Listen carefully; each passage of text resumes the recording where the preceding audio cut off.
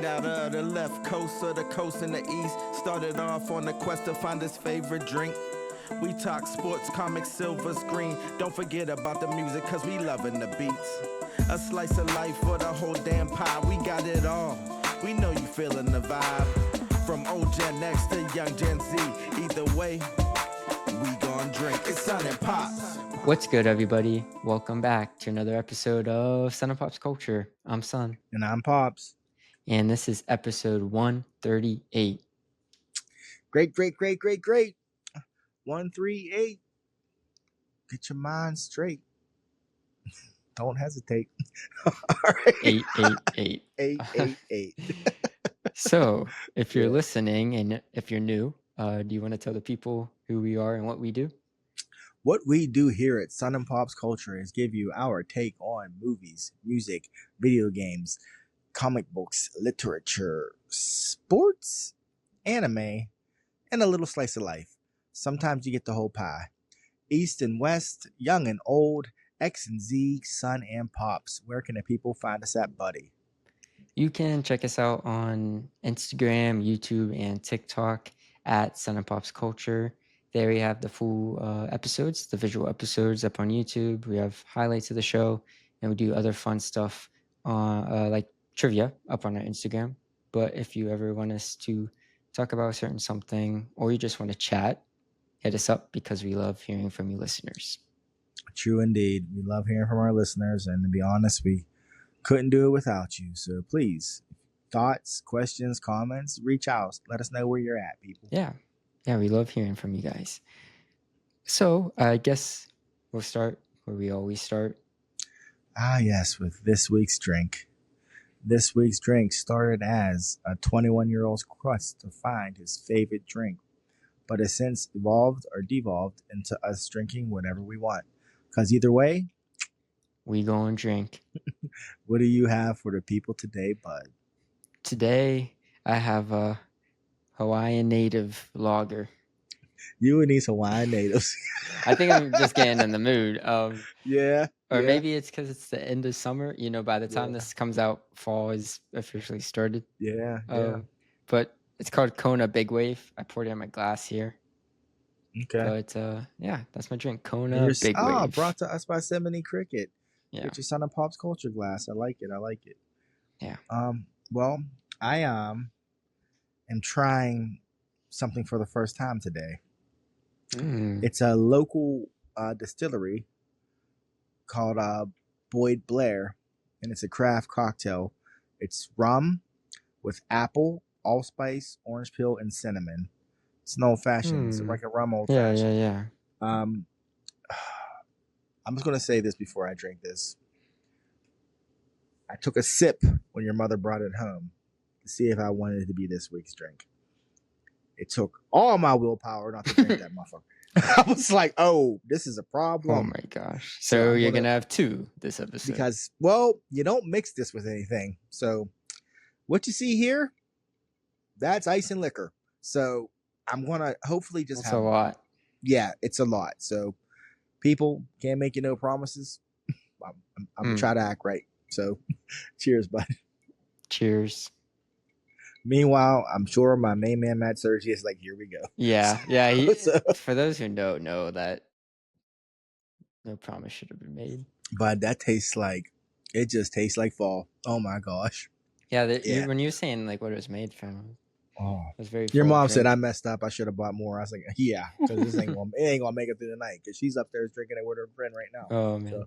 We have some news and some reviews for this episode. The Emmys happened last week, so we'll share some of the highlights, some winners of that. But I guess starting out, we have a couple RIPs, some legends. Would you like to start with the poll? Oh, yeah. Oh. Yeah, I guess we'll start with the poll because that will hint at one review coming later this episode. But so this week, or should I say every week, I ask you listeners on our Instagram a question, and I share the results of the following episode when we record. So this most recent poll was, what's your favorite movie directed by Jordan Peele? The reason why I asked this was because the movie Him produced by Jordan Peele, emphasis on produced, came out this weekend. But his name's attached, so I just thought it was timely to list his movies and see what you guys think of him.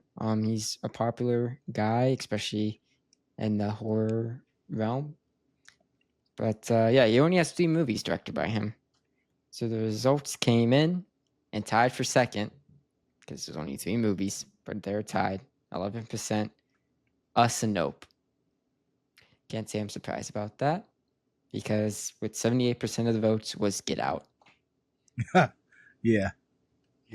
His highest grossing movie, his first film, the Oscar winner.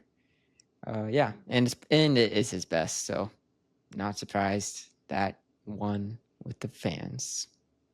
I think, did we talk about how apparently Us is starting to kind of gain steam with people, pick up some steam, gain momentum or whatever? Us? I've heard that recently. It made a good bit of money when it came out. But but it was always considered like not as good as Get Out. Oh yeah, sophomore slump. But I guess people are rediscovering it now and enjoying it more. Yeah, I just saw that recently. Someone was like, "Oh, that made me want to watch it," because I haven't seen it. It's pretty decent. Yeah, I've only seen it. I saw Nope. Once. You seen? I saw Nope twice, and Nope gets better the more times you watch it. Yeah, I like Nope. I like Nope saying a lot, and Nope was one I was kind of disappointed in. Not disappointed, but I was just like, oh man, that wasn't as good as I thought it'd be. And then I watched it again. I was like, oh no, that's pretty good. Yeah, it's good. It has a lot Kiki to say. Palmer. That kind of like what's it called? Yeah. Reignited her career. Yeah, she's kissing dudes on Hot Ones now. breaking the internet. Who did she kiss on Hot Ones? You didn't see her kiss the host of Hot Ones? No. Well, apparently he let it be known that he had a crush on her. I don't know if it was prior to the episode. Oh, but yeah. at some point it came out he had a crush on Kiki Palmer. She came on Hot Ones and she gave him some sugar. I said, "Oh, look at this!" I didn't know that. I was like, "Well played." I tipped my hat to him. I said, "Well played." That's funny. Had the hot sauce on her lips. She said, "You gotta help me out with this." No, that's how she. Oh, I was like, "That's me." I could see her. I could see her saying that. That's yeah. I know she was smiling when she did it. And she was smiling when it was over. So who knows?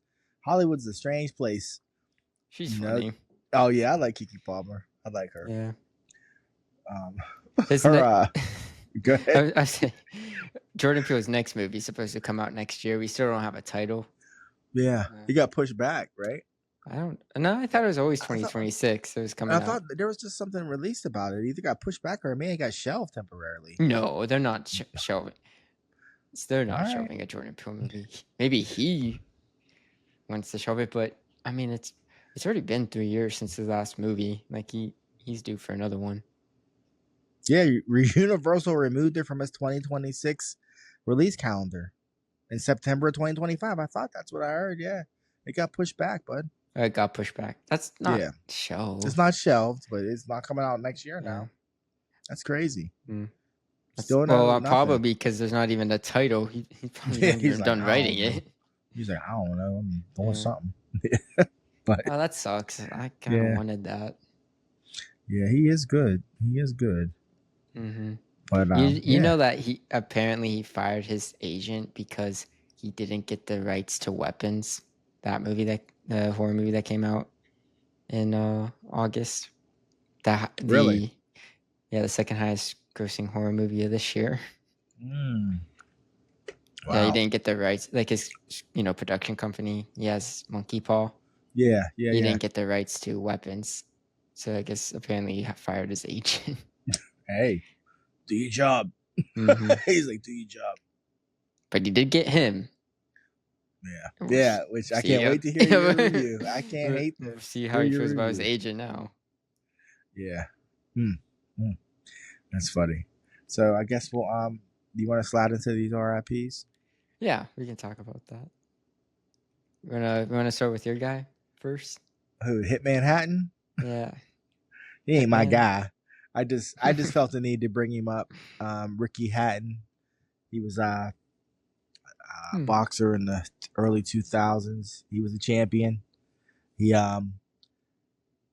was loved because he was a fighter. Yeah. and then he got beat up by Floyd Mayweather. But it's not really. I mean, Ricky Hatton had a certain style fighting. People loved him or hated him. He was legit. I'm not sure about the details of his passing because he was young. 46, I just saw. Yeah, and I know Ricky Hatton would blow up to my size when he wasn't fighting, and then he would cut down to like 55 or something crazy. So yeah. Jeez. But I just honestly just wanted to mention him because I didn't want to not mention him, if that makes sense. Like, we don't talk a lot about sports. Yeah. I am a fan of the fight game, whether it's boxing, MMA, kickboxing. I don't care. You're well versed. Yeah. So I just wanted to mention Hitman Hatton, and that's all. Yeah. So rest in peace, Ricky Hatton. I didn't know he was British. Like I know nothing about him. I didn't know he was a British boxer. Yeah, he was a particular era of boxing at a particular weight. But there were a lot of good fighters. There were some sluggers, there were some punchers, there were some boxers, and Floyd beat them all. So hate him or love him. Yeah. Beat them all. So yeah. The next one, pay tribute to is Robert Redford. None other. Yeah. Robert Redford. He was 89. Life well lived. I knew he was old. I didn't know he was 89. I didn't know he was 89. I knew he was 89. Yeah, he worked up until like the end. Do you have a favorite Robert Redford movie? I've actually never seen a lot of his films. I don't know. That's tough though. Like starring or like ones he's made? Ones he's made, ones he's directed, ones he's starred in. Ones he's made, I would say Ordinary People. Yeah, you did watch that. I remember. Yeah, you did watch that. And that was his directorial debut. Yeah, and it was amazing. Yeah. Followed by that, the Malargo Bean Wars, which people were like, huh? But it was good too. But I never even heard that one. Yeah, that's the next movie he did. And it's different. It's good though. But it's just funny because I'm sure it's different. The river runs through it. I think the river was the next one he did. He was an actor / director who was actually good at his craft. Good at directing. Yeah, I think he was a better director than actor. I mean, he was a good actor. He was like a Brad Pitt before Brad Pitt. Like if I had to make a comparison, I'd say Brad Pitt was Robert Redford. I'd say McConaughey was Paul Newman. That's what I'd say. Yeah, I had to. And funny story, like the movie The Graduate. Yeah, like I've heard the story. The drink fairy showed up, so yeah. Oh, you drink that. You drink that in 15 minutes of us recording the first drink. That's good. Hold on to your hat. An hour episode left. Yeah, here we go. Let's get it. So I heard this story with Robert Redford. The movie The Graduate with Dustin Hoffman. Yeah. I guess Robert Redford really wanted to play the main character, the lead. Yeah. But Mike Nichols, the director, was like, "No, you're too suave. Like you're too cool. Yeah. You're supposed to be this, like awkward, this awkward college kid." And he asked Robert Redford when was the last time he was rejected by a woman. What'd he say? What'd he say? And he asked, the way he phrased the question, Robert Redford was like, like what? And like he couldn't think of a time, and he was like, exactly. Gangster. He was like, yeah, you gotta think about exactly it. My point. Yeah. Yeah, he's like, yeah, you wouldn't have a problem seducing like your neighbor's mom. Like get out of here. Yeah, Robert. We needed to be believable. That's so funny. I talked to your your Uncle Doug today actually, and we were talking about Robert Redford, and I just said, Jeremiah Johnson's my jam with Robert. That movie just always spoke to me. He's a mountain man.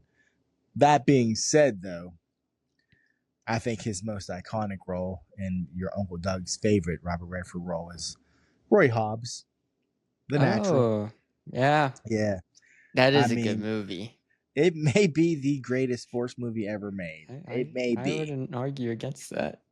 I watched that movie when I was like 10 and literally was like jaw open at the end. Like, is this real? Is this a true story? Like, I was that kid, like, he broke the lights. Like, I was like, oh my gosh. Like, that is a good movie.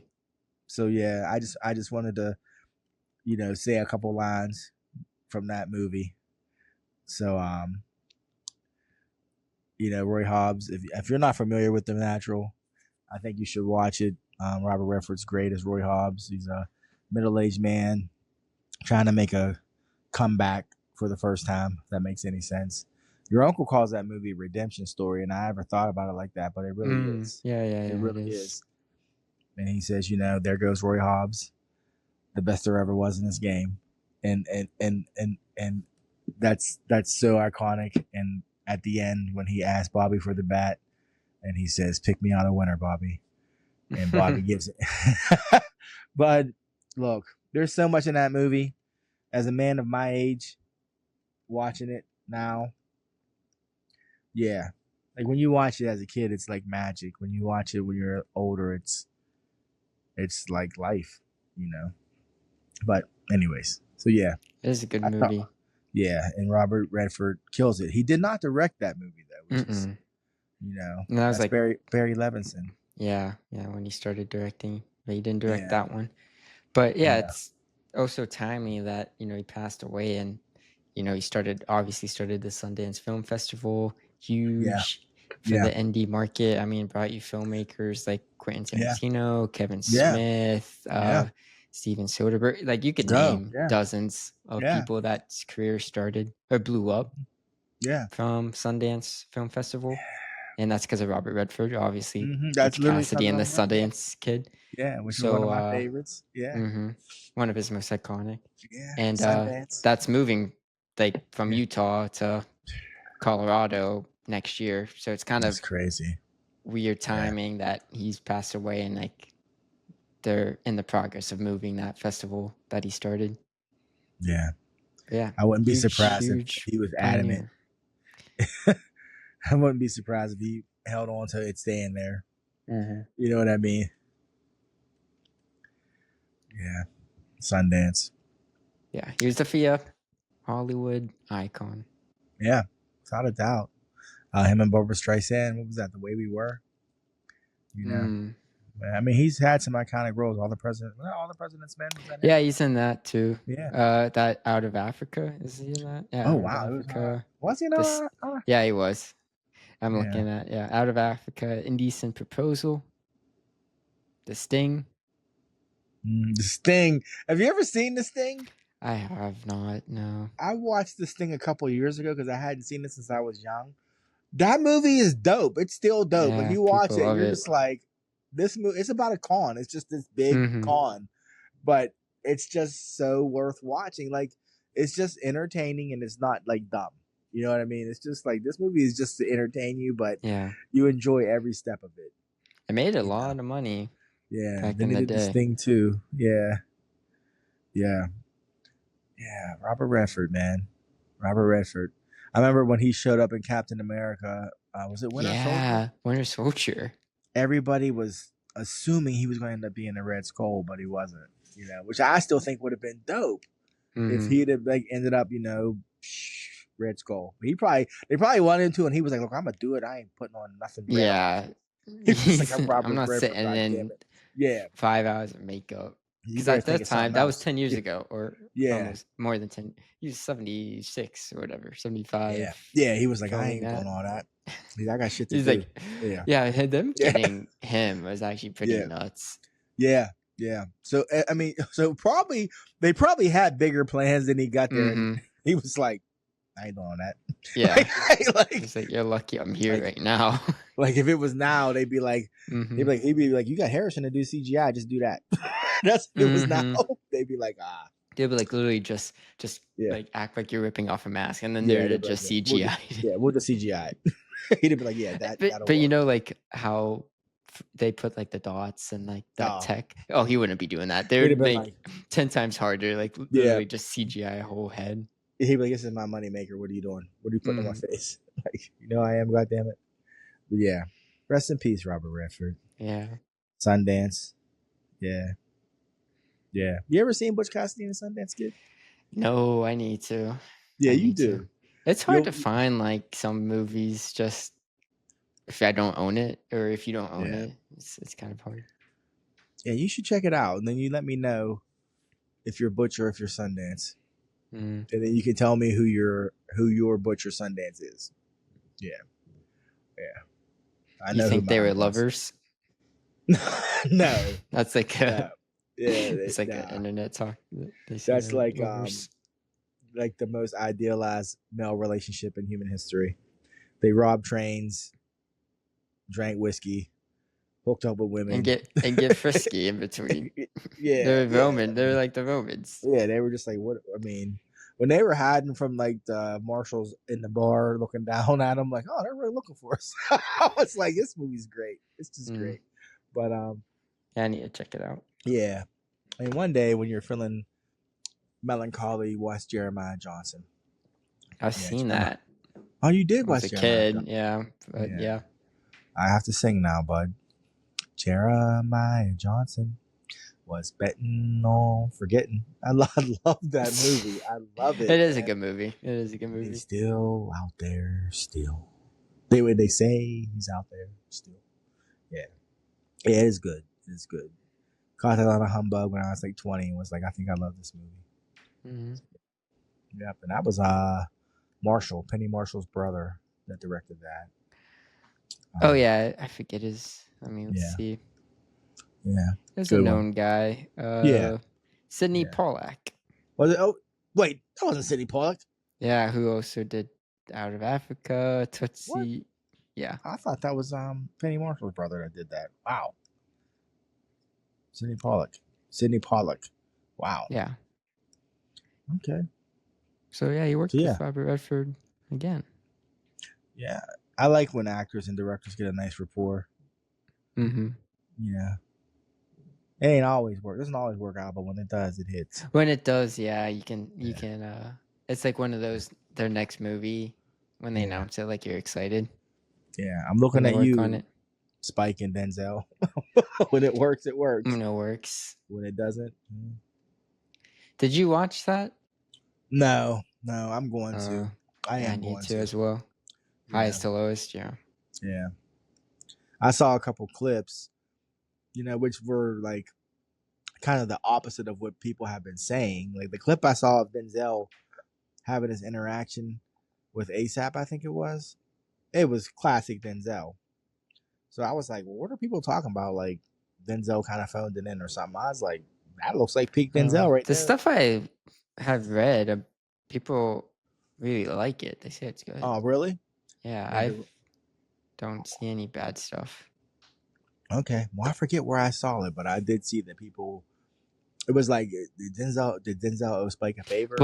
But they say that, and then they say Gladiator, you should have got an Oscar. Yeah, which I did see. Yeah. Yeah, you did watch that. That did happen. That movie did happen. It did happen, and one day, I suggest you have some drinks before you watch it, because at least then you'll laugh. We talked about it. We talked about it. Yeah. I literally do forget that movie came and went. Yeah, my feelings for it, get worse and worse. Honestly, same. Like I came out like, it's all right. Yeah, it was that movie. That movie. Anyways, so yeah. You want to talk about the Emmys? Let's because I'm about 5 minutes away from being drunk. So let's. Yeah. So the Emmys happened, and some highlights of the show. Best drama series went to The Pit, that HBO show, the medical show. They won that's on HBO. Yeah, it's a HBO original. Where like every episode's another hour in the ER. Yeah, I thought it was network this whole time. Oh wow. Okay. HBO. Okay. So cool. Yeah, that one drama series. I also won Best Actor and Best Supporting Actress. But The Pit, it beat Andor, The Diplomat, The Last of Us, Paradise, Severance, Slow Horses, and White Lotus. So it's against some tough competition. Yeah, that's tough. But But a lot of people, I didn't watch it, but people that did, they really enjoyed it. They said it was really captivating. Yeah, somebody your mother and I know watched The Pit. I can't think of who it is, and they love it. I remember them being like, I was trying to get Mom to watch it because I just heard it was good. I think she'll get around to it eventually. Yeah. But yeah, that one, and then the studio, the Seth Rogen show, won for best comedy series. I won a whole bunch of other stuff. I think it set a record for like most wins for a comedy series. Seth Rogen won.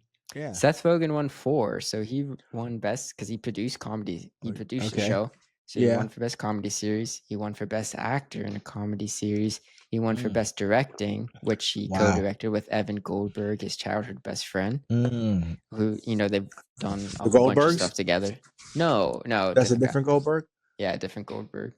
But Evan Goldberg, it's a different guy. Evan Goldberg, they worked on like this. This is the end. Like basically every Seth Rogen film. They co-wrote Superbad together. Yes, okay. I know what you're talking about.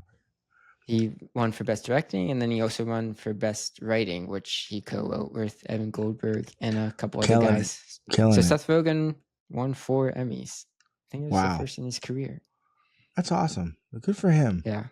Like, and the studio was against tough competition too. Abbott Elementary, The Bear, Hacks, Nobody Wants This, Only Murders in the Building, Shrinking, and What We Do in the Shadows. The only one of the What We Do in the Shadows is still on? I guess so. People say it's really funny. No, I've always heard that. I didn't think they were still making it. I didn't know it was still on. I'll see clips of it because I watched the movie and the movie was hilarious. I watched the show, but I'll see clips of the show. I'm like, okay, that's funny. That's what Taika, right? Taika doesn't direct any of the show, but he produces it. He directed the movie. Yeah. Okay. Now, see, that's funny. I honestly forgot that show was still on. Yeah. Wow. And the only show in that list that has me just like is, and I know it's good, but it's Hacks. Like Hacks. Oh, it like won Hacks. big last year, right? Or maybe it won big at the Golden Globes. And the lead, she's won multiple times for Hacks. She just won again. Joan Smart. Yeah. She just won again this year. I've never watched a single episode, and I just don't have any desire to watch it. But it's supposed to be really good. Like the rest of the shows, I think I've watched at least one episode of each of them, but that one I've never watched. Yeah. Yeah, same. So he had some stiff competition. The Bear was shut out this year, right? First time ever.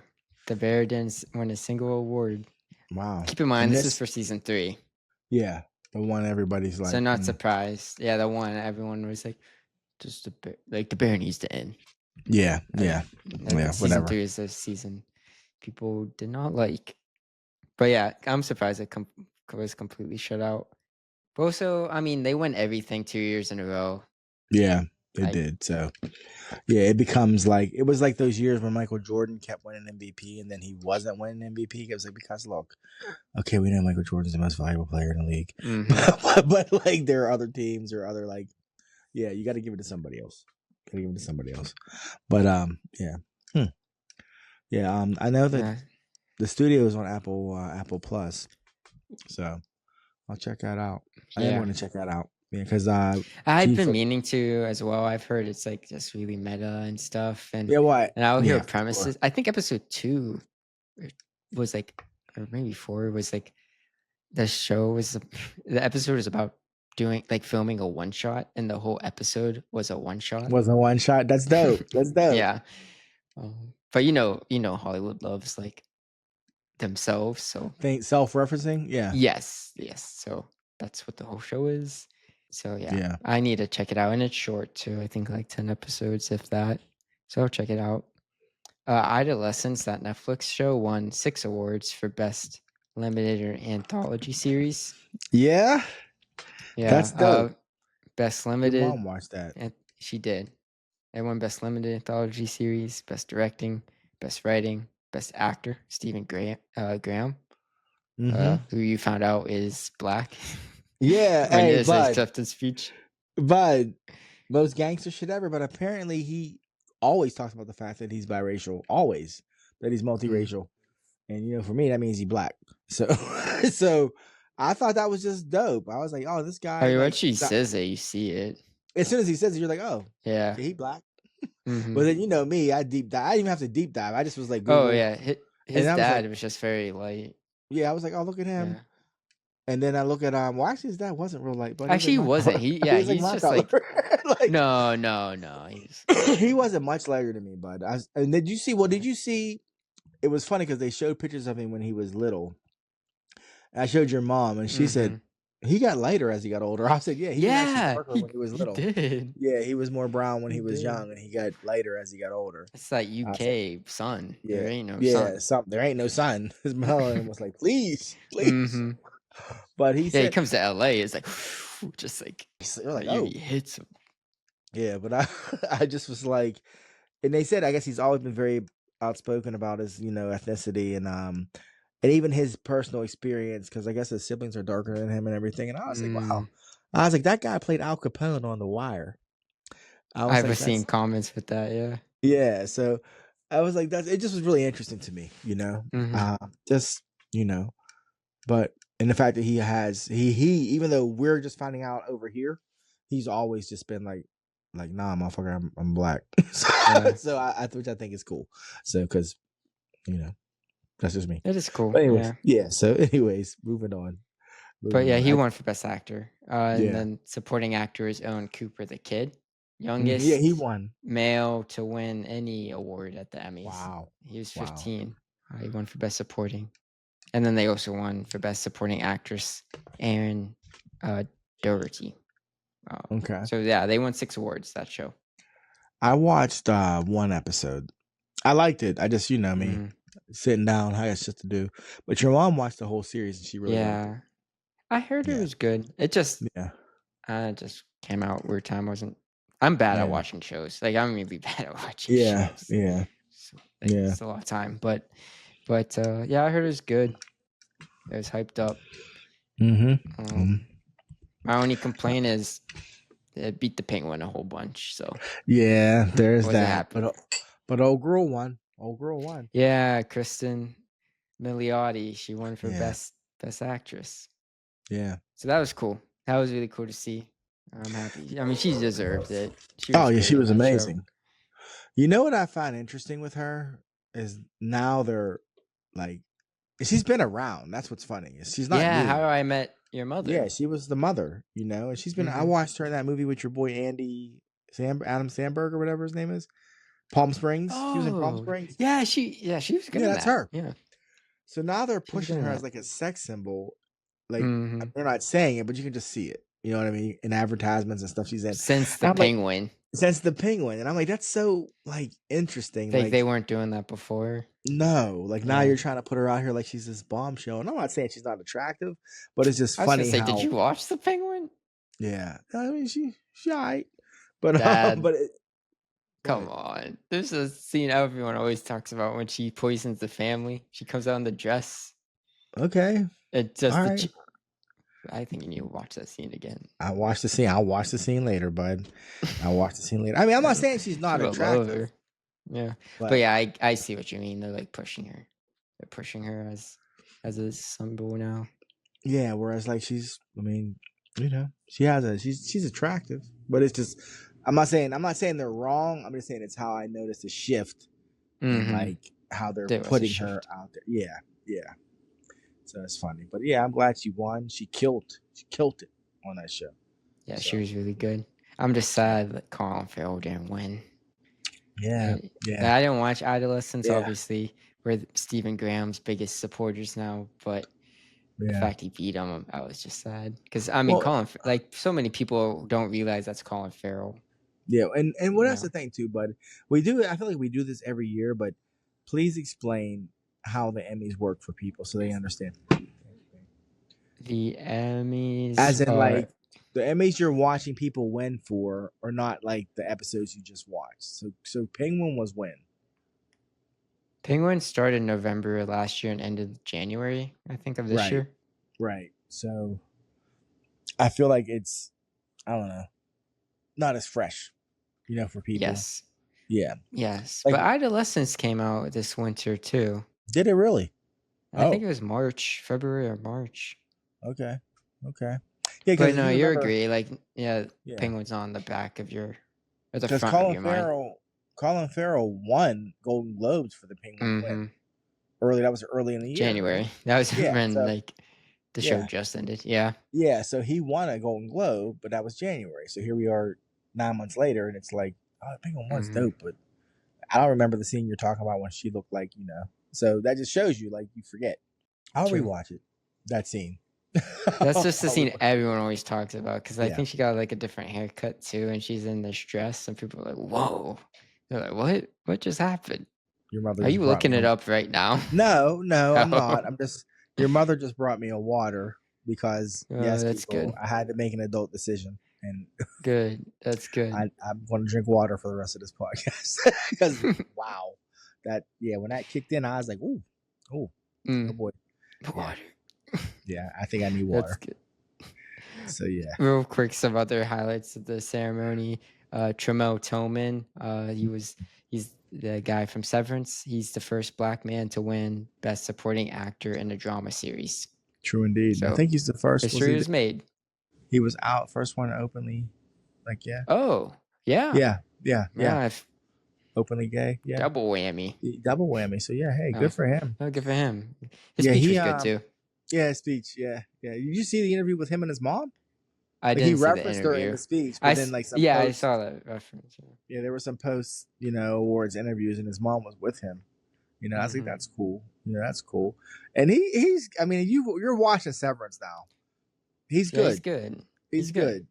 I want to see him in more stuff. Oh, he's actually. We talked. He was casted in Spider-Man. He was in Mission Impossible. Oh, and I said he was gonna be Robbie. He's Robbie Robertson for sure. Which is like, depending on the storyline, it could be amazing or it could be a waste. I'm just being honest. Like, having him as Robbie could be dope, or it could just be like he's just there. He's just there. Yeah. Or you think they'd make him the Lizard? No, they already had the Lizard. Yeah. Never mind. Hell, I mean, if they roll with the Spider-Man, Your Friendly Neighborhood Spider-Man cartoon, he could be fucking Norman Osborn. I thought that too, but I really think they will just do what's his face. Yeah. I forget his name. But he's so good. I want him. Like, I like Tramel Toman, but like, I have to find his name. Yeah, he was just in a video with Sabrina Carpenter too. I forget his name. The guy from Friendly Neighborhood Spider-Man and from Euphoria. Coleman Domingo. Yes. I want him as Norman. I just want him to be Norman Osborn, which I think they will do. But yeah, Tramel Toman won. And then the last highlight I have is The Late Show with Stephen Colbert won for Best Talk Series. 2 months after CBS announced it was canceling the series. Yeah, it was canceled. That's so weird. They definitely did that on purpose. An award-winning show was canceled? Mm-hmm. What would bring that on? Well, you know what it was up against? What's that? The Daily Show and Jimmy Kimmel Live. Oh, wow. And Jimmy Kimmel Live just got canceled too. So. It's suspended. It's suspended. Oh, my God. Yeah, I read that since the suspension of Jimmy Kimmel Live, Disney has lost $3.5 billion. I saw that too. That sucks. That sucks. I'm just saying. They can't buy a yacht. Iger can't buy a yacht this weekend. Yeah. Did you see Michael Eisner had some stuff to say about Iger and Disney? What did he say? I mean, I'm not trying to get political on here and get people all worked up, but I mean, it kind of looked like Michael Eisner was calling him a bitch. That's what it looked like to me. But I'm just saying. I'm not surprised you would say that. What does he do now? He's retired, as obviously he picked Iger to be his successor before Iger took over, then left, and then had to come back. Mm-hmm. But he did retire. That's why he left. Yeah, he left because he. I mean, I don't know enough about like corporate America clearly, but all I know is that Michael Eisner is kind of the person that saved Disney because things were. I didn't know that too. Yeah. Yeah. Things were bad in the 80s. In the 90s. Yeah. And he brought him back. Like he's the one responsible for all those Disney classics that we all love. Like, no, I'm not talking about Cinderella. That Renaissance. Yeah, that's Michael Eisner. He's the one that made people start watching and Disney expanding the parks. Yep. And he rated. He at one point I think he really tried to like take over. He was like CEO, and he ended up eventually I think butting heads with Roy Disney. So this is what Michael Eisner had to say, and people, I'm not trying to be political. I'm just telling you what the man said. He's a former CEO of Disney, looking at what the current CEO is doing, and all he said was, "Where has all the leadership gone? If not for university presidents, law firm managing partners, and corporate chief executives standing up against bullies, who then will step up for the First Amendment?" And that's what he said. And he said that prior to the stock plummeting. Like, you may say he said it because he knew they were going to lose money, or he may have said it because he really does believe in the First Amendment. I don't know. This is a pop culture podcast, so I don't know. But that's what happened. And Jimmy Kimmel suspended. That's all I know. So. Well, I mean, Eisner's known for being outspoken and stubborn, I mean, so not surprised he said that. When you were the CEO of one of the most powerful entertainment corporations in the world, well, he made them that. Yeah, you would have an ego. So, I mean, this is the guy that when he was running Disney, that's when they bought ABC. That's when they bought ESPN. Like, people talk about boycotting Disney, and this, again, I'm not trying to be political. I'm just talking about what people say. Boycott Disney. When you try to boycott Disney, you're boycotting a lot of shit you don't realize. There's a lot of stuff that you do every day, magazines you read, shows that you watch, that Disney has their hands in. Like, if you boycott Disney, you're boycotting the MCU, you know? So, yeah. I know. Yeah, but you see what I'm saying? Like, and I'm not saying, hey, people, do what you like. These are strange times. Do what you like. I'm just saying. You can't watch Saturday, college Saturday football. You on ESPN. College game day. Yeah. That free WWE on ESPN yesterday. Yeah, that's Disney. It's on purpose. But I'm just saying, it's just a very interesting. I mean, Better Homes and Gardens. I'm pretty sure Disney owns that magazine. Like, I ain't reading it. Yeah, this is what I'm saying, bud. Like, oh, I know. So, I'm just. Their umbrella's huge. Yeah, it's huge. It's huge. So, I heard a story once that and I heard it, and the person that told it to me said they read it. So that's the best I can do with vetting that story. But there was a daycare in Pittsburgh that just painted Disney characters on the walls of their daycare. And Disney caught wind of it and sent them a cease and desist.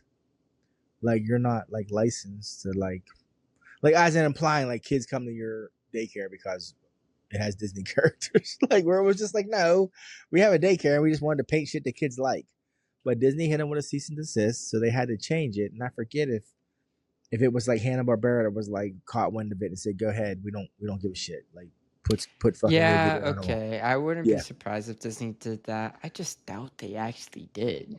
I mean, I'm just saying, it's a story I heard once. That's what I mean. I just doubt. I doubt that person, but I wouldn't be surprised if they did that. Like, obviously, for like someone like a show, or if we had like stuff in the background like licensed by them. But someone painting and using that. That's okay. Yeah, like I said, I don't know. Like, how would they find out? This is pre-internet. Too. Yeah. I mean, well, this didn't happen. This didn't happen. You're like urban legend. How would they see this but picture? I don't This know. is an urban legend. I don't know, bud. I told you I heard from somebody who said they read it. So that was me saying they read it. Oh my god. Yeah. Where were they reading that from? But I don't know. Look, somebody once told me this guy's python was measuring him to eat him, and I said, "Oh, okay." It was an urban legend. So I don't know. Yeah. So. But I do agree. Like, they would do something like that. They would, yeah. They would do something like that. Yeah. But that's every corporation. Every corporation. And I mean, it sounds crazy, but on the same note, they're like, they don't want to give an inch. So yeah. Yeah. So yeah, that was the Emmys, everybody. That was. You had some news with Batman you wanted to bring up? Some comic news? We're going into like comic book country for a second? Yeah. Oh my goodness. It's been a minute. Uncharted territories. Yeah. Cool, man. Let me get my mind right. So yeah, DC Comics just relaunched Batman for the 17th time with a new number 1, new creative team. I feel like they just did this. They just did. With Rebirth, right? Yeah, it's been a couple years. It's been a couple years. Maybe 5. And these comic companies, they'll do a relaunch, give it a new number 1. Then after about 12 issues, they go back to the old number. Because, it's kind of significant to have 1,000 issues. Spider-Man's on issue 975. Oh. 975 issues of Amazing Spider-Man. That's amazing. Yeah. That's amazing. Yeah, that is. So. Say that again. That's amazing. Amazing Spider-Man is amazing. That's a Fantastic Four meme. Yeah. At the end of Fan4stick, he's like, it's fantastic. I have to say, it's fantastic. And Miles Teller looks at him, say that again? And then it cuts to the Fantastic Four font. That's funny. That's funny.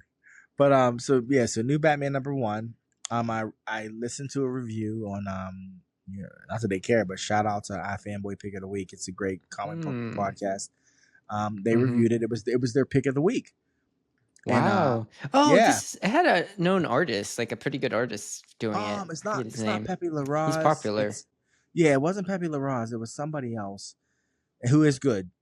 And Matt Fraction's writing it. And Matt Fraction is the guy who gave us Robert Downey Jr., Tony Stark in the comics. Like, he's the one that was like, yeah, I'm gonna start writing him like RDJ, and it worked. Yeah. And he also gave us the fucking critically acclaimed Hawkeye miniseries. It's just the shit.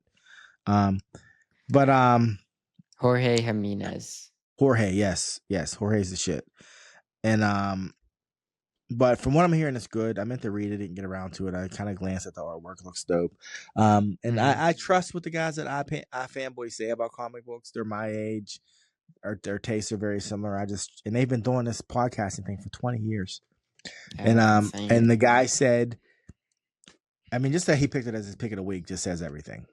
And and he said I'm gonna have to go get it. Yeah, right. He's gonna stick with it.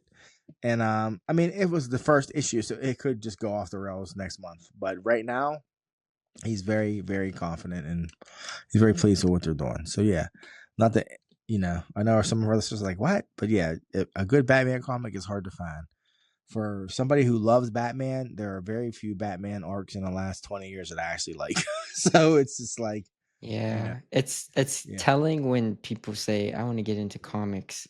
I want to read Batman. What should I read? And it's the same 5 trades that you could recommend. Yeah, you tell him he's been around since 1930. In 1985 is the most.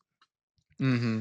Yeah, but I will say, start with Batman Year 1. That was 1985 or whatever. 85, 86. Yeah, then Dark Knight 85, 86. Mm-hmm. You're like, it's a Long Halloween 92 or whatever. Yeah, 96, I think. Yeah, it's always Batman Year 1, Dark Knight Returns, Hush, Long Halloween. Yeah, maybe Death of the Family. Yeah, maybe. And Hush is the most recent. And that was like 2002, I think. That's bananas. Yeah. That's bananas. Yeah, everything else in between, I ain't gonna say it's trash. I'm just gonna say, hey, your man Tom King. Yeah, my man Tom King. I love Tom King's run. But that's a 50-50 thing. People drop Batman because of Tom King's run, because it followed Scott Snyder's run. I'm gonna ask you a question, people. Please answer me. Please get back to me. Huh? What's that, bud? Scott Snyder's run brought a certain type of audience to Batman. Have you ever not liked something someone was doing, but then met the person and they were so nice you felt bad for not liking what they were doing? You're so nice. Scott Snyder, we went to San Diego Comic-Con, and Scott Snyder spoke, and he was probably the nicest creator next to Tom King that I've ever seen live. He was just a super nice guy, positive energy, just super. He was happy with where he's at. Just so nice, and all I could think was man, now I feel bad because I hate everything he does. And I was like, wow. And I felt bad until yesterday when I sent you that picture of his idea. And I was like, see, I don't like what he does. I was like, I'm sorry. He's a nice guy, but I just am not a fan of what he does. And I'm sure the internet will say Court of Owls. Yeah, Court of Owls was dope. I would recommend that. Yeah, his first arc on Batman. I think that's 12 issues probably. Dope, yeah, probably 12 issues. It was dope. It was dope. So dope. I mean, the Batman's kind of doing it. Yeah, it's looking like they're gonna do that for the movies. But after that, it gradually went downhill, and it gradually started to get more Scott Snyderish. And I'm not a fan of his style. I'm not saying he's bad. I just am not a fan of what he does. So I'm gonna say, when you see his new Joker design, people, for those of you who are interested, you'll be like, you're going to either love it or hate it. There's not going to be anything in between. So yeah, and that's fair. I mean, certain characters, you just have a certain expectation of what they should or shouldn't do. I don't like the Joker design, but I can kind of defend it. It's like, well, this isn't main timeline Joker. This is all a universe where they're doing whatever just with the characters we know. So I'm like, okay, I'll wait and see what they do with this Joker. I don't like the concept. I don't, but at least it's something different. Well, you said it best. It's a Joker that looks like Killer Croc. I'm like, and it's even worse because we've gotten an absolute Batman, Killer Croc. Yeah, we already have a Killer Croc this month. So I'm really curious to see what they're doing. I don't know. I'm also curious to see how long they plan on doing the absolute thing. Yeah, because I know Marvel's Ultimates is about to wrap up again. Yeah, they're on issue 23. So I don't think they're going to run. Well, as long as it keeps making money, DC's going to keep running. Yeah, true. Because Martian Manhunter was supposed to be 6 issues, but I guess it was so good they gave it. Made it to 12. Yeah. Well, and you know Warner Brothers is up for sale right now too. Yeah, we talked about that last episode. So that's gonna change everything. Not just the comics, but DCU. It's gonna not just Paramount's interested. I saw Netflix may be interested too. For the love of God, just give it to Paramount. Stop! I'm being dead serious. But if Netflix buys Warner Brothers, I don't even know. I don't even know what's going to happen. People listening at home, please don't be like, oh, we're going to have so much on Netflix now. No, this is so bad and more than just that. Yeah, we're having a lot of trash. Netflix actively doesn't like the movie theaters, so yeah. Say goodbye to that. They're like, we don't need to spend that much money. It's going to be on TV. They'd be like, no, motherfucker. Yeah. Oh my. We shall see. It's going to probably be Netflix. They probably have the least amount of red tape. I will buy as much stock in Paramount as I can at the $10 to help them. Yeah, you're like, do my part. Get my Paramount Plus membership. Help you out. Oh man. Yeah. Strange. I can do Paramount Plus, no commercials. Oh damn. Oh, you're big dogging now. just so they can make that purchase. We telling my friends, and then just for the price to double when they do buy. Yeah, I know exactly. Amazon, HBO. We gotta make up for this money we spent. I'll be like, Julius went Paramount Plus, no commercial. They'll be like, what? That's like lemon pepper wet. Anyways. Oh man. Anyways. So yeah, that's Batman, people. But I think you're gonna be pleased with the ending of issue 1. You specifically. Yeah, I'm gonna go get it. I'm going this week to get it. Yeah, buddy. The last little bit of news that I have, and I've been awaiting your review, but we got so sidetracked the last time. Demon Slayer, Infinity Castle, has become the highest grossing Japanese film of all time. Animated film of all time. Yeah. It's the highest grossing anime film in the US as well. Yes, indeed. Last time I checked, it was at 80 something million. So it's well. I think it broke a week. This is a week. Yeah. Getting after it. Yeah, stuff. good for them. I mean, like, you know what was number 2 was Pokemon. Pokemon. Yeah, I mean, that just shows you like the state of anime in America. Yeah, what used to just be like a niche has become a real thing. You know. Yeah. So it's well over 400 million million worldwide. I did see it last week. And I did.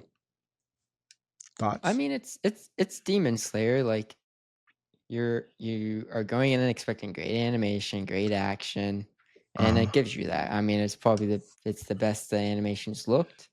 Really? Yeah. Oh, yeah. By far. I mean, that's saying something. Yeah, because it always looks good. Yeah. It always looks good. I saw this in IMAX too, so I was like, "Whoa!"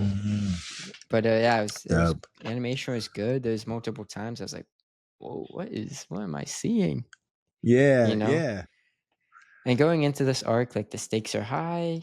You know, if you watch Demon Slayer, you know what you're getting into. But the biggest complaint I would have to agree with is the pacing. I wouldn't say or go as far to say that the pacing ruins the movie. Like, this movie's still a 4 out of 5 for me, just because what you're seeing is so epic and stuff. But the pacing, especially if there's multiple fights in this, but especially with the first big fight, it would go from fighting for like a minute, not even, and then a flashback. And it's like, keep showing the same flashback during the fight. And I'm like, okay, I get it. Like, like, stop, like, interrupting. I don't want to be like, oh, I just want action, but stop interrupting this flow just to give us this flashback. It's either like, have the fight, then give us a flashback, or give us the flashback, then have the fight, and like maybe reference the flashback a little bit. Just like, don't constantly give me like intercut between fight and flashback. And I know anime is known for flashbacking, but man, there's a certain extent where I'm like you're showing me the same stuff. Like, I just want to see this fight. Yeah. Luckily, I don't know if it gets better or you just get used to it, but the first fight is the worst time when this happens. It gets a little better, which like less flashbacks in the middle of the fights. Like, they just show less of them, but you get used to it.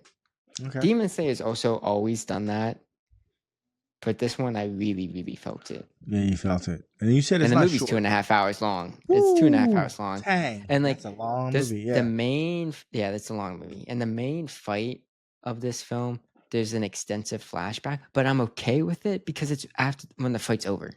Yeah, it's like, oh, okay, give me 20. It felt like 20 minutes. Give me a 10-20 minute flashback. Damn, and that's fine because after the fight, like, we got the fight. It's like, okay, give me this exposition. Right. Demon Slayer's always done that. I just really felt it for this. But by the end of the day, it was fun. That's the only complaint that I've heard is I mean, you watch it, yeah, you'll tell. And also, I'm like, man, like, we didn't really do much in this 2.5 hour movie. Really? It was like three. It was like it was literally like 3 fights, and I was like, all right, I can see how there's gonna be 2 other movies. Yeah, you said there's gonna be 2 more. Wow, that's crazy. Yeah, I still want to check that out for sure. So yeah, I definitely do that. It's fun. It's good. Okay. You also I'm happy it's making money. Yeah, I am too. I just, I like to see the culture growing. Honestly. Yeah, I mean, there's certain people in the culture that. Have you seen some videos online of people going to see this movie? No, I haven't. Yeah. Hopefully you get a nice theater. My theater is fine, but some of those people, they be small. Yeah. Oh. Yeah. Well, that's always been an issue. I told you back in the 90s, I used to go to Comic-Cons and I'd see the most unhealthy people on the planet. I'd be like, oh, bro, like, I love it, but you need to get it together. So anyways, you also watched a couple other movies in the last week. Yeah. You want the good one or the not so good one first? I don't know if I want the good news or the bad news. I don't know. Actually, give me the good news first. Give me the good news. Okay. Because I know at some point we're going to talk about Peacemaker, so that'll end us on a good note. Okay. So yeah. Yeah. So real quick, good news. I saw The Long Walk. Stephen King. The latest, Stephen King adaptation, based off his book when he was writing as Richard Bachman. The Long Walk came out in 1979. This movie was directed by Francis Lawrence, who did 4 of the Hunger Game films. Yeah. And also I Am Legend. So this is not his first dystopian or even teen dystopian competition film. He's been around the block. Well played. Yeah. Yeah, very good, like, I guess, good crew collection for that. But yeah, I saw the ad. I kept seeing the same like 20-second ad like on TikTok and stuff or commercials for this movie, and I was like, oh, whatever. If I get around to it, we'll see. And then it dropped. The movie came out, and on this like hype and like critical acclaim was coming out about it. And I was like, what? Like, this movie really? I just thought this movie like looked decent. Yeah. So I remember you saying it caught that. my attention. I was like, let me go see this. Like, everyone's loving this movie. And the hype was well deserved. It is. It's like, it's impressive that they make an hour and 45-minute movie about these kids doing a long walk for this competition. Yeah. Immersive and compelling. Sprinkled throughout is some really tense scenes. Really compelling scenes. It's graphic. It can be graphic at times, but that's sprinkled throughout the movie. When it's not doing that, it's just these kids like forming a brotherhood and just talking and being kids, but doing this gruesome competition. Because it is gruesome. I'm not gonna spoil anything, but the premise, if you watch the trailer, it gets dark. This is a very bleak movie. It is a bleak movie, but there is moments where you're like, that was a feel good moment. But there's also devastating moments where if people are crying, I don't blame them because there are emotional moments. Yeah, there's emotional moments, and it really comes down to the casting. Like, the casting, it's peak. Like, the ensemble is really good. Of the main characters, there's just so many standouts, and each one gets like a moment to shine. But the 2 main leads, Cooper Hoffman, Dustin Hoffman's son. Oh, that's Didn't know his that. son. Looks just like him. Okay. He's good though. He was in his first big movie was like Licorice Pizza, the Paul Thomas Anderson movie. Yeah. But he's good. He was great in this. Okay. And he works really well with the co-star David Johnson, who, in my opinion, steals the show. Like, every scene he's in, there's just something about him. Like, and their dynamic is just really electric. Like, they just work really well off of each other. Yeah. And it just makes not just their relationship, but the ensemble, those heartbreaking moments even worse. Because like, you're spending time with these characters. And David Johnson, if he gets nominated for an Oscar, I wouldn't be surprised. There's just something about his performance. Yeah. There's just something about his performance. You're like, this guy's good. Like, this guy, he's gonna have a future. And he's been in Alien Romulus last year, and he was like in an indie rom-com the year before. So he's like starting to get that work. Yeah. So good for him. What you mean? Yeah, but their dynamic is top notch. He's a UK dude. Yeah. Yeah. But he's good in this. Yeah, I think I might try to take you around to see that on Tuesday, to be honest with you. Yeah. Yeah, you should check it out. And if you can't see this in theaters, definitely see it when it's on streaming. Like, it can be intense and it can be gruesome at times, but really those moments, because Stephen King wrote the book, I think 1969, for like a metaphor for the Vietnam War. You can really see symbolism with that, like young kids doing this competition to like, in the movie, it's because they get a whole bunch of money because you're in kind of like America, like a desolate America and stuff. So this is kind of their only way out. It's like the lottery, pretty much. But they're doing this competition. They know what they're getting themselves into, but it's one thing seeing it on TV and thinking about it, and it's another actually living through it. Yeah. And they do a really good job depicting that. Yeah. Okay. It's a good movie. The Long Walk. It's funny, like you said, the casting was like spot on. And I think that's the biggest thing when we talked about this last week, when a Stephen King movie is right, it's just right. It's just, right. Yeah. I don't know another author whose books are such a wide range of adaptations. They could be perfect. The Shining. Yeah. Shawshank Redemption. Like people say they could be Pet Sematary from 2016. Yeah. Whatever. What was the one he did? He did one in the 90s. I think it was called Sleepwalkers. I'm gonna look real fast. And they hyped this movie. There's some bad ones. Because it was the first movie that he wrote as 1992 Sleepwalkers. And he wrote it as a screenplay. Like it wasn't a book adapted into a film. It was him writing and it was bad. It was corny as hell. It was about cat. It's about cat people. Stephen King. Yeah, but it's just funny. Yeah, it was like I remember that. Yeah.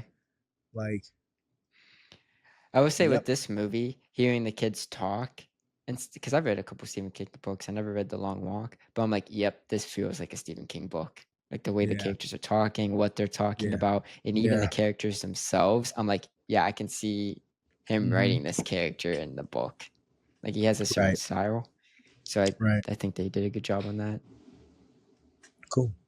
I definitely want to check that out. I think you'd like it. Yeah. So do you want to get into the bad or you want to call it the ugly? What do you want to call it? I'll call it. Wait, before you start, I don't know how I feel. Before you start, people, I just want you to know that my son has not told me his thoughts on this movie. But just when he told me that he saw it, I immediately knew he didn't like it. So, just your face, I was like, "Oh, he didn't like this one." So, go ahead, though. So, please tell the people about him. We did the poll earlier this episode. We talked about it. I did the poll for this movie coming out, produced by Jordan Peele.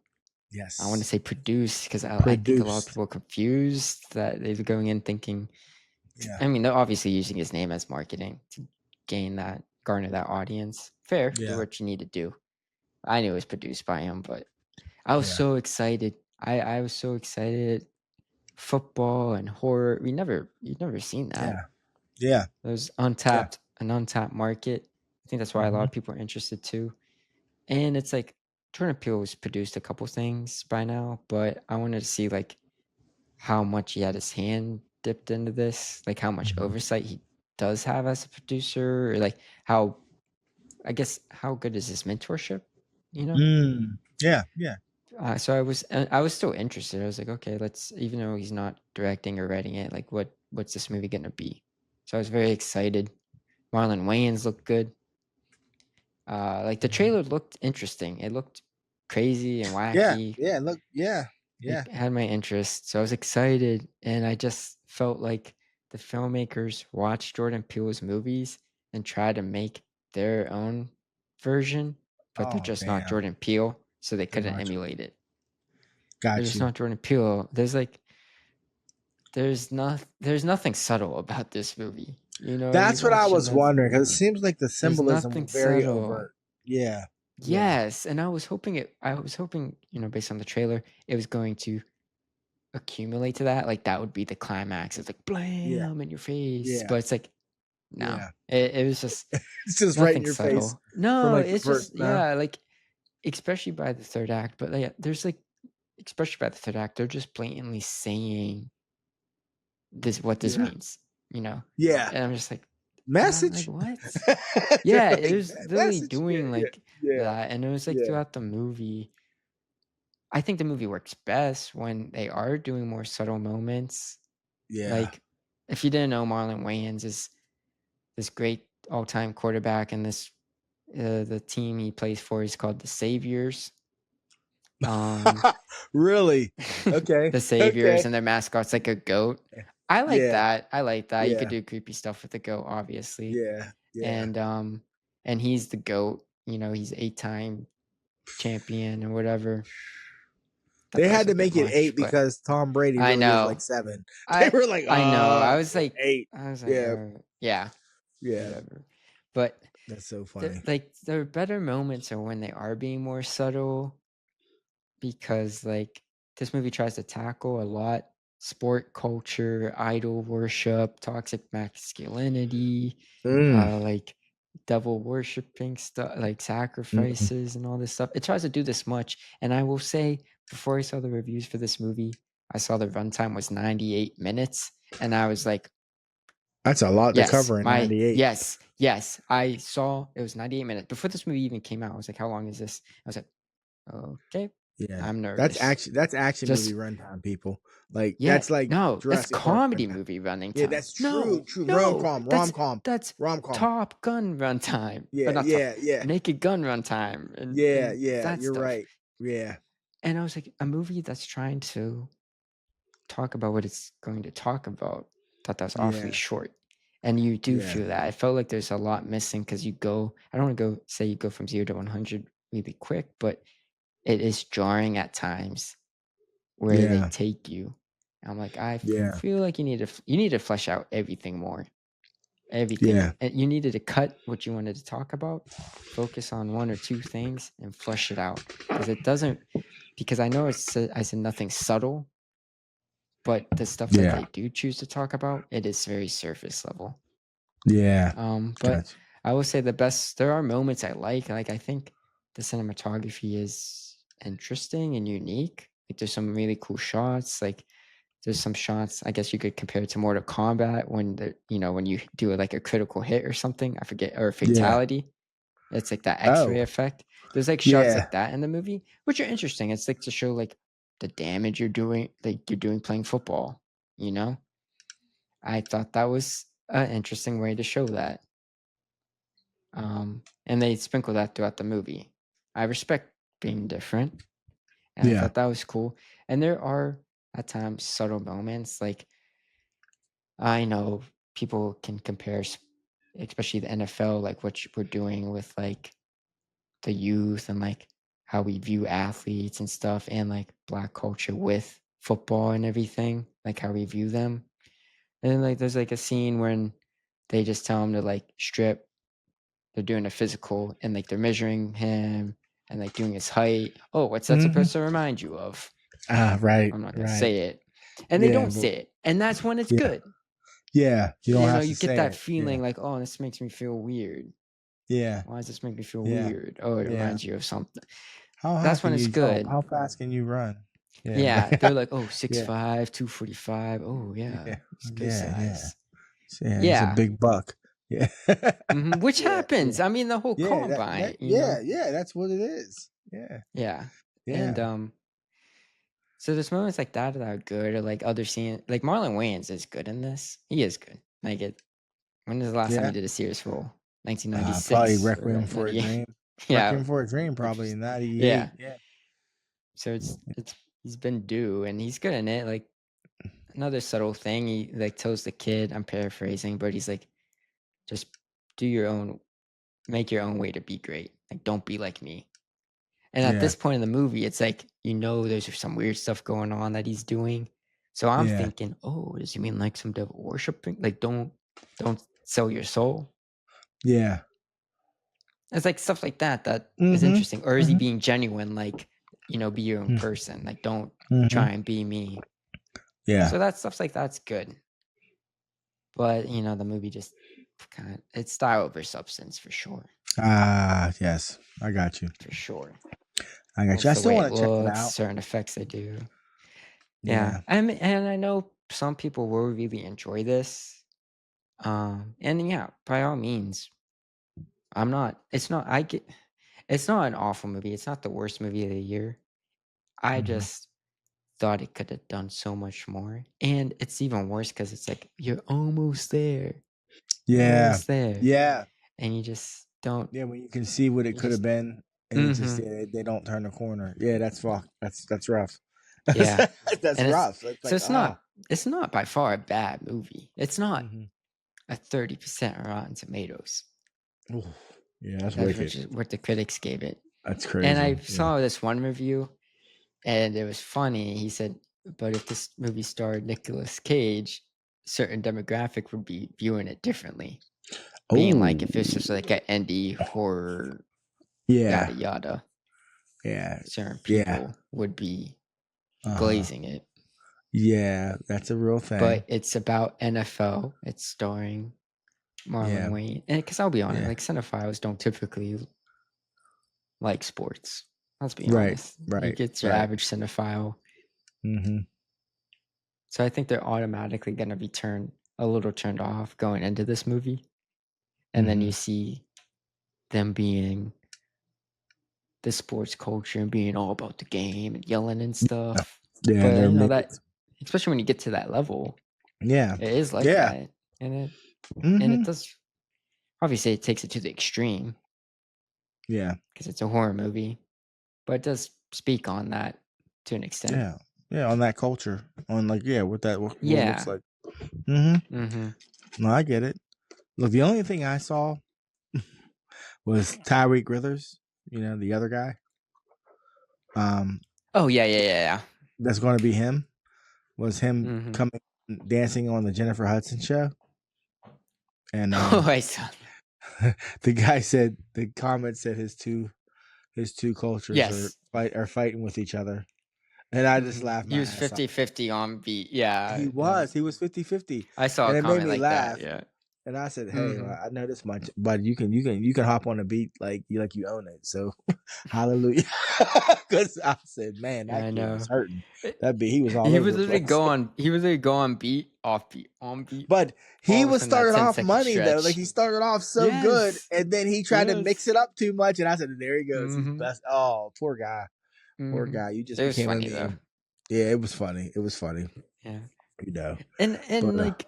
I hope this kind of launches his career because he was in an episode of Atlanta and he was in he was good. The terrible I Know What You Did Last Summer remake this year. Oh, he was. I didn't know that. He just had hair.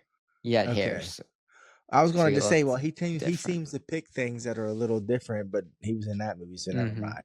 Because he was in Atlanta, he was in this, and so we'll see where it goes. He gets some more. Yeah. Get some work. Yeah. And now he's in Jordan Peele's circle, so and he's a biracial kid like Jordan Peele. I feel like there's a reason Jordan Peele wanted to make this movie. Yeah. Even if it didn't come out the way we would hope. Yeah. So I'm sure we would see him again. Hopefully in a we'll see him again. He's pretty as hell. So we'll see him in something. Yeah. For sure. Yeah. It'd be nice to see him in something good, like acting wise. Like I would love to see Marlon Wayans do more acting because he's good. Yeah. Like when he wants to be good. You know the story about him. We talked about him getting paid for not being in Batman. Like, he was supposed to be Robin. As Robin. And your Aunt Sarah said it for years. That that's the reason why DC told Tim Burton, never mind. When he said he wanted to cast Marlon Wayans as Batman, they were like, we was okay with the penguins with rockets on their back, but we ain't casting Marlon Wayans as Robin. You know what probably. I mean? Yeah, it's probably like the episode of Boondocks like when they let Go ahead. I was just gonna say, like at that point in time, like you can't fire Tim Burton. Yeah, exactly. But this was his peak. Yeah, they were like, we're gonna let you. Didn't do the third one. They're like, we're gonna let you produce it, but you ain't directing it. He was just like, what? They were like, yeah, you Black Robin thing. It was like on Boondocks when Huey tried to make Black Jesus. That's like one of my favorite episodes of Boondocks ever. When he's doing the Christmas pageant, the Christmas play. That's a good episode. And the budget just keeps getting higher and higher, and they keep letting him say yes. They say yes to everything, as he said, creative control, and they say yes to everything. He's hiring actual directors, and then the last thing he wants, they're like, well, we just need you to change one thing. And they're like, what? They're like, Jesus can't be black. And he's like, not changing it. And then they canceled the show. But meanwhile, he had already spent like hundreds of thousands of dollars on all this other shit. And I'm like, that's so funny. True concept. It's true shit. And you know what's funny is Aaron Magruder popped up on my feed, the creator of Boondocks, those of you who don't know. And it popped up. It was a clip of him. And it said, who would have thought that this was the last time Aaron McGruder would speak publicly, and I thought, holy shit, I haven't seen him on anything in like a decade, and he's like younger than me. I'm like, I don't even know what he's doing. I wonder what happened with. I feel like something that's weird just to fall off. That he just disappeared. He disappeared because so much stuff he has said came into fruition, like R. Kelly, Tyler Perry, like so much stuff that guy was talking about. Yeah, like if he were to come back now, you'd have so much stuff to work with. And with the set of TV, like you'd be you could be more vocal about it. Or at least you'd hope.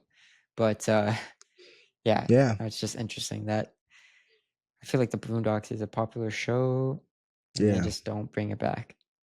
Those two, I mean, could you imagine what he would do with the current political climate? Oh my gosh. Yeah, this is the man. I don't know. Yeah, it's just weird. And when Barack Obama, or he's not even working on anything. No, he's just like chilling.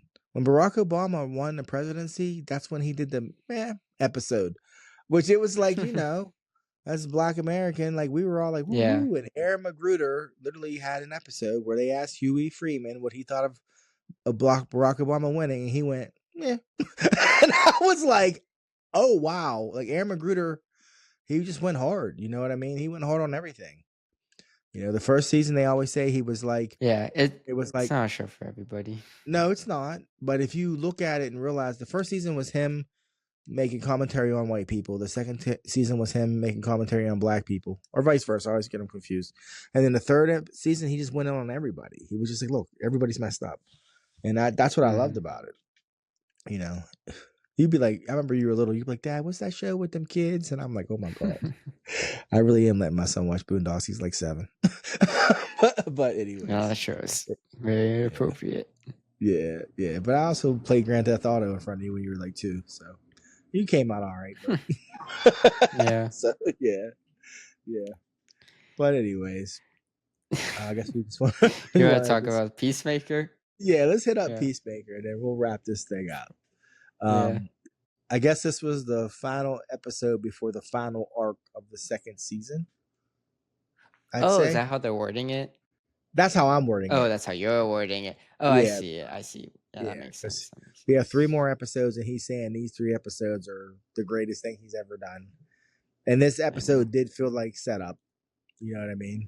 It did. It was still a good episode, but I just feel like this whole season, I'm enjoying this season, don't get me wrong. Yeah. I'm just like, man, like this is very, very character driven this season. I don't feel like anything's happened in 5 episodes. Yes, I think it definitely is character driven, but I have a weird feeling there's going to be a Peacemaker movie in the works somewhere. I think Peacemaker might be his baby. I do. That's just my thoughts. I could see him wanting to do that, but that movie ain't making money. Like, he's trying to make Peacemaker his Deadpool, bud. I'm telling you. That's what I feel like. Yeah. Oh, I mean, this is my thoughts. This is my thoughts. Because you're right. It's very character driven. They're trying to make you love the cast for sure, and I do. Yeah. And I ain't gonna lie. I do too. Adesanya, is that her name? She growing on me a little bit. Who? What's her name? What's her name from Orange is the New Black? She's with Casey. Black girl. Her. Little thickums. She's little thickums. She came out in that T-shirt. Yeah, she was looking kind of righteous. I was like, okay. But she's good in the show. Yeah, she is good. She's good. I think she won an Danielle Emmy. Brooks. She won an Emmy on Orange is the New Black, or was that Crazy Ass? Or did they both? Crazy Ass did. I don't know. I know Crazy Ass did, but yeah. But she's good. Yeah, the ensemble cast is good. Yeah, it's a good show. I think the episode with the orgy and the naked people running around were peak James Gunn. I'm glad that it's come down from that point to less. If that makes any sense. Why are you like not? Why do you? Because you brought this up before. Why are you so against that? Well, because it just seems gratuitous and kind of like weird and unnecessary for some reason. You know me, I don't give a shit about people running around naked, but if it serves I don't know. It just seemed real like I'm just gonna do this for the sake of doing it. It's how I felt when I watched that whole thing. Like I was just like, I got that too. Like, don't get me wrong, I got that too. Because even with Peacemaker being Peacemaker, I'm like, it doesn't seem out of character, but it seems like something your character couldn't pull off because of you know what I mean? I like guess writing John Cena wanted him to be bi. He pushed for that. No, I'm not talking about his John Cena himself. sexuality. I'm not talking about his sexuality. I'm talking about him being able to pull off having an orgy. I'm explaining the orgy. Well, I mean, the orgy. But yeah, fine, pull it off. Like who's he invite? Like who's he texting to invite? Yeah, who and are stuff. you? I Who are thought you? that. Have 3 friends. Yeah. So, like, how are you? I thought that too. Yeah, so it just seemed like real, like, okay. I mean, but you know, once you have drugs, it's kind of easy to. Yeah, I guess to have host certain situations. I guess so. I gotta have a lot of drugs. There are a but lot no, of people. I get what you're saying. I was just curious. Yeah, I was just curious. Yeah, it's not that I'm like prudish or like I'm just like that. I just wanted you to defend yourself because it did sound like you were being like prudish. But anybody who knows I said I was just giving you time to defend yourself. Well, that was my. I appreciate it. That was my. I just didn't. As from a story standpoint, it just seemed like, you know, you just did it because you knew you could get away with it, as opposed to. I completely agree. Yeah. So that's why. It's like, look, we're rated R, and we have more of a budget. Yeah, let me show this dude's walking around with his dick swinging. Oh, okay, but okay, but I don't know. But I mean, so yeah, that's what I'm saying. Like, you think it's sometimes. You think it's interesting? We haven't seen John Cena, Peacemaker, or Emilia Harcourt kiss. Yeah, I think there's a reason for that. I'm not sure what that's it is. His wife. That's his wife? You didn't know that? James Gunn. That's James Gunn's wife? That's James Gunn's wife. Gunn. Oh, okay. I was that? like, what? No, I didn't know that. You didn't. That's why you knew. Harcourt's his wife. That is James Gunn's wife. Yes, they met during the filming of Suicide Squad, and now they're married. They were married before season 1. Yeah, then that's definitely. I just think it's funny. I think it's funny we never see them get intimate. Yeah, they even at the end of this episode they run into each other to kiss. Stop before they kiss. I'm like, and I'm like, I mean, I'm not blaming the guy. But like, that would be very interesting to direct, but I just think it's funny that it's kind of making a point. Yeah, they will not get intimate. Yeah. Even not just her and John Cena, but this scene with her waking up with Rick Flag. Yeah, she was just getting dressed. Yeah, she's getting dressed. Yeah, he definitely. I think it's just funny. Blocks all her like, yeah, that's funny. Wow. That's so funny. Yeah, wow, I didn't know that. You can definitely see it. Yeah. So for those of you holding out hope that you're going to see her, you're not. It's not. Oh no, I'm not just saying that. I'm just like, I'm not saying you, but yeah, for sure. Now seeing even the blocking of what, how they're interacting and like what they're doing. Yeah, that's his wife. That's funny. That's real funny. But as a whole, I'm enjoying this season. I've enjoyed every episode. This one definitely felt like setup. I'm glad that they finished the storyline. I thought last episode felt like setup. The storyline with the Eagle Hunter, that ended up being like filler. That's all. It was just. I thought it was gonna go somewhere. I mean, where could it go? He did the whole chant. Well, I was like, he's either going to kill Eagly or he's not. But go ahead.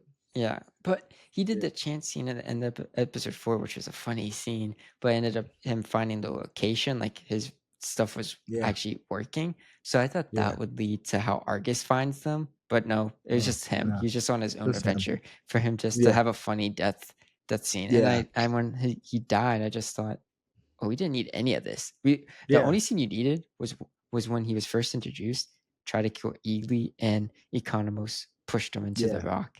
That could have been his whole thing. I thought he was going to be dead, actually, after that scene. I thought he was going to be dead. Yeah, me too. Me too. And then like he was alive. So then I thought he was going to be important because he was still alive. They needed something for Eagly. So that was the only time I thought they... Which they really didn't. That was the only time I thought, okay, you just did this for laughs. Yeah. It didn't serve a purpose. Eagly's in the other world with Peacemaker. But, I'm happy he at least brought him. But you know what's funny to me though is I'm just like, how would you try to actually pull this off and not get caught? Like that's just how my brain works. I'm like, if I went to another dimension, yeah, people laugh it up, and and there was like a whole different version of me that had been there. How long could I actually get away with it before people be like, something's not right, and the people you're around know you have access to like other dimensions? Like they'd be like, you're not my brother. Like after like a week, they'd be like, you don't remember anything. Like you don't remember any of like anything. Like I don't know. I'm just like, how's he gonna pull it off? But we'll see. We'll see. Just blame it on the drug. Just be like, I'm sober. I don't remember nothing. Yeah, I don't remember nothing. I was on drugs the whole time. Yeah, I don't remember. I don't know. Yeah. It is interesting how he's gonna pull it off, especially now that his friends are gonna go save him. Well, I don't think he's going to be there for long. I think he's going to be there. He's probably going to be a week total, and before he destroys that whole universe, which is probably what's going to happen. Mm-hmm. But, how about Frank Grillo getting a little bit of like he's like one of those actors that's been around for so long playing small parts. So now I'm like, look at you, Frank Grillo, playing Rick Flag Sr., having your moment. Like, good for you. You know. Yeah, I just you played the same character I'm just so many times. Yes, so like he's too good at it because I'm starting to hate Frank. Yeah, it's just like you always play Creature Commandos. I liked him. Creature Commandos. I liked him. So now I'm curious because Creature Commandos is gonna get a season 2, and I'm thinking I do not like Frank Grillo and Peacemaker. He is a jerk, and they're making him even more of a villain because I understand where he's coming from. He killed his son, but now he's starting to flirt with the worker. Well, she started flirting with him they're first. Just making him a jerk. She did. She did. And I mean, and as Hardcore said, it was simultaneous. It was simultaneous. She came in congratulating him, and he was like, "Call me Frank. Call me Rick. Call me Rick. Out of here, man. Yeah, call me Rick. Like, get it. Yeah, but something's up with her. They're making him a villain. Yeah, she's a cyborg, and I got a feeling she's Even though I feel like that literally, but when I heard her origin, I'm like, that's the Bionic Woman. I was like, that's literally the Bionic Woman, like from old school 70s TV. Fell out of airplane. That's the Bionic Woman. That's how she got funny. Her. Yeah, I was like, oh my gosh. They did that on purpose. Yeah. So, but I just think that was good. Yeah, we'll see. We'll see what happens. I'm interested in the last. And 3 Tim Meadows is still great. Isn't he though? Isn't he? He's really good in the show. Yeah. He's really good, and honestly, his character is not just a joke because he had that line with "You did the right thing." I was like, you did the right, which I was like, oh, okay. Mm-hmm. Yeah. So now I'm like watching him to see what he's going to do. Funniest. Mm-hmm. Yeah. So yeah, I'm still enjoying Peacemaker. Like in this episode, they're like looking, before they caught Peacemaker, checking in with like their positions. And that woman walked past, and he like put his sunglasses down to look at her. She was all thick. Yeah. Like, I'm like, what is wrong with him? He said Avery. Yeah, he's like Avery something. Yes. Yeah. I'm like, what? Yeah. He's funny. Yeah, he's funny, dude. Yeah, I'm looking forward to where this season goes. Yeah, it's almost 3 there. episodes left. I'm like, something has to happen. Yeah, something significant will. Yeah. Your mother and I have one episode of Nightwing. Chief of. Oh, that's what they're saying. That's what you were saying. Nightwing might show up. Which would they keep saying Bloodhaven too. Yeah, which they say the German pronunciation of. Oh, yeah. They don't say Bloodhaven. They say Bloodhaven. Bloodhaven. Which either that or GI Robot. That would eat up some of the budget. The one that for Creature Commandos. Mm-hmm. That kills Nazis. Yeah. Yeah, that could happen. Yeah, because he does have the commandos to call on if he wants to. Rick Flag. So yeah. Yeah. I think that because you're predicting the universe is full of Nazis. Like racists. Yeah. Nazis. Yeah. So GI robots. Yeah. Nazi. He just kills Nazis. Yeah. Yeah. He just kills Nazis. Yep. Yeah. But I'm sorry, what were you saying? Oh, I don't know. Oh, I said I always say how your mother does one episode left of Chief of War. Me and your mom have to finish it up. Yeah, you sure? And it's been good so far. So yeah, we'll definitely see that in Award Circuit next year. So I just have to look for something else. I guess that's when I'll catch up on everything else that I've been missing. Once Chief The of War is studio. over, and once yeah, that's probably when I'll start the studio. To be honest, yeah. So yeah, but other than that, bud, I think I'm. For those who are wondering, One Piece is still dope, and One going Piece on has the hiatus in most October. 9.0 episodes of any show on IMDb now. Wow, that's saying a lot. I just saw that. Well, today's episode that I'm going to watch here in a minute, I already know what happens because I read it, but I am really looking forward to it. Really looking forward to it. It's like big things popping on One Piece. I started watching Bleach. Oh yeah. Unfortunately, it's on Hulu. Where are you at? The Soul Society. They just Is it not on Crunchyroll anymore? It's only on Bleach. I'm only on Hulu. So I just asked your mother to buy me the DVDs for my birthday because reasons. So yeah. But I'm really enjoying it. They're in the Soul Society right now. Spoilers: Aizen just died. Half the people are like, "Who's Aizen?" Well, they just found Aizen dead. Oh, you're that far in. Yeah. So it's only like 30 some episodes into the first. Bleach moves fast. Peak. I know, but that's peak though. Hey, Ichigo. When Aizen was dead, me first time watching that, I was like, "Yeah, what's going on?" I forgot, but because it's been 15 years since I even got this far into Bleach, and I saw like the blood drips, and I said, "Oh." And he's on that wall with the sword. Yeah, and the girl screams. I said, "Man," I said, "Bleach don't play." And Ichigo, he don't duck a fade. So he don't. So you saw like when Bakugo showed, I forget his name, when he showed up to capture Rukia, and they just whooped Ichigo. Yeah. Ichigo he just getting his powers back. Jirabi, yeah, he just fought him for the second time. Yeah. Oh yeah. It's good. It's good. And I already know what's coming because they just got to the Repentance Tower, and Kenpachi is waiting for him. And so I'm like, oh, it's about to blow up now. This is about to be it. Yeah, I already know what's coming, and I'm like, I can't wait. See it with fresh eyes. Like, oh my goodness. Fight. Yeah, that's a fight. So, yeah, and this is all because of 1,000-Year Blood War. Like I was telling our number one fan, Anthony, he said, "Why'd you start rewatching?" I said, "Man, because you showed me 2 episodes of 1,000-Year Blood War, buddy." And when I watched them, my first thought was, "This is fucking dope."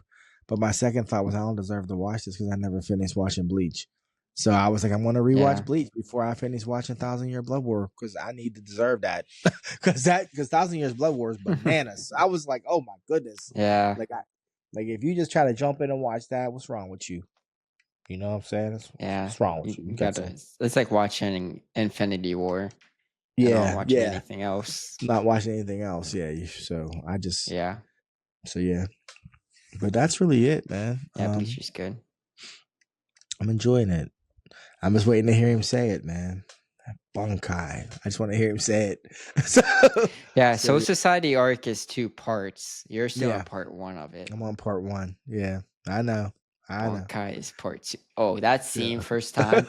He like holds the sword. He always holds the sword the same way. Yeah. It's just like a 360 pan or something. Oh shit! What's he gonna do? Yeah. Oh man, Ichigo. Yeah. Oh. Yeah. I remember when you were little, and Tyler would come up to visit for the weekend with his GameCube. Remember, he'd always show up with his GameCube, and I'd be like, "It's amazing." Yeah. And and you just were sitting on the floor playing. And your Uncle Jason was over, and I said, "Tyler, you watch Bleach?" And he turned around, and he said, "Ichigo Kurosaka." And I went, yeah, Ichigo Kurosaki. And it was just funny. I was like, this kid, he clearly watches Bleach. So yeah, it was just funny. Like he whipped around. I was scared of Bleach as a kid. Yeah, Bleach was, motherfuckers were bleeding on Bleach. Like they were bleeding. I was scared because it was on Adult Swim, so I thought it was like adult. So you were like, I gotta turn this off. My dad coming to turn this off. Adult Swim. Yeah. I told you about bumping into your buddy Joel at the gym, and we were talking about anime, and Bud, he brought up Code Geass, and I went, "Oh, I fuck with you, Joel." Like I was like, "Oh, you're a real one. You're a real one." I couldn't believe it, but I was like, "Oh, okay, Joel's a real one." So it was just because he talked about watching Naruto, watching Bleach, just like I mean, you're sort of the same age, so it was just like funny that like I was like, yeah, he's a real one. He understands, like he understands what it really is, not what some of these cats think it is. Yeah, but that's with everything. But anyways, that's all I have, bud. That's all I have too. Okay, so until next time, he's Son, and he's Pops. And thank you for listening.